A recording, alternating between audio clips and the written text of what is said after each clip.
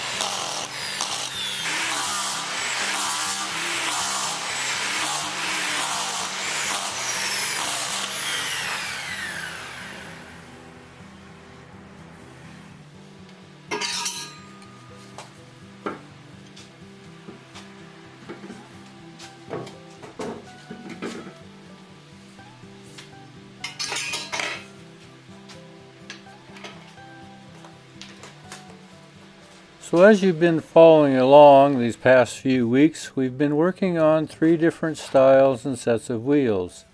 This is the new style Sarvin with the roller bearing, and this is where I put the blind rivets.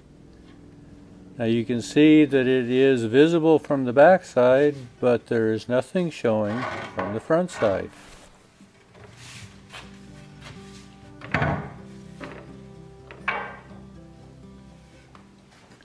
Now in the set of wheels that we put the new cores in, that you watched me do the boxings last week, I didn't put any rivets in.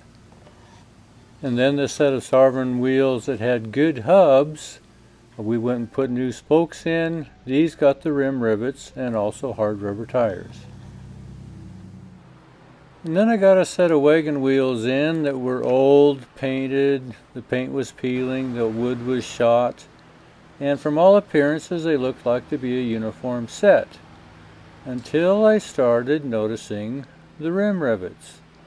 This particular style only had one rivet on one side of the felloe, where most wheels, wagon wheels, have the common two. Well, the single rivet is kind of a signature of the Stoughton wagon made in Stoughton, Wisconsin. So then I began to look a little closer, because the two back wheels were Stoughton wheels and the two front wheels were, who knows, but the rim rivet showed me that there was a difference. So I began to look a little closer to the front wheels and the back wheels to see how they compared. On a normal set of wheels, the front wheels and the back wheels would be the same. But this we began to see somebody has made a switch somewhere in his history. So I contacted the owner just to double check before I proceeded and sunk a lot of his money into these wheels to make sure that the axles were the same, or were the axles different. Oftentimes somebody will wreck a wheel and they'll just grab some wheels off of another wagon and put them on, and if they're sloppy, they're sloppy. But in this case, it seems that the axles were also changed with the wheels, so the wheels did fit the axles, the proper ones for the front and the back. We can even start to see that the style of the boxing in each of the hubs was very similar. They both had the same style of bell, just happened to be different diameters. And as I looked even a little closer, they happened to be different lengths. But as long as they fit the axles that were on the wagon, we're good to go. So I ended up going ahead and putting new spokes and felloes and resetting the tires on these wheels.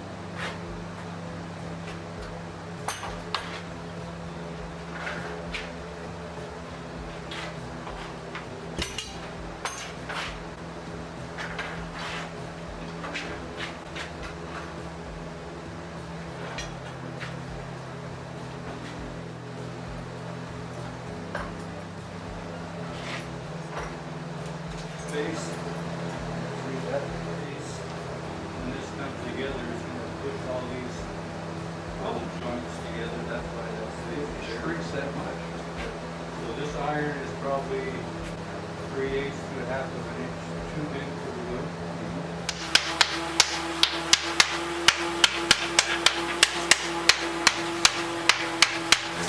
One on each side of the joint. But these came in with only one hole. You have to go the rest of the trip. Well, just a quick thanks to you folks who stopped by on your vacations, and the rest of you, thanks for watching.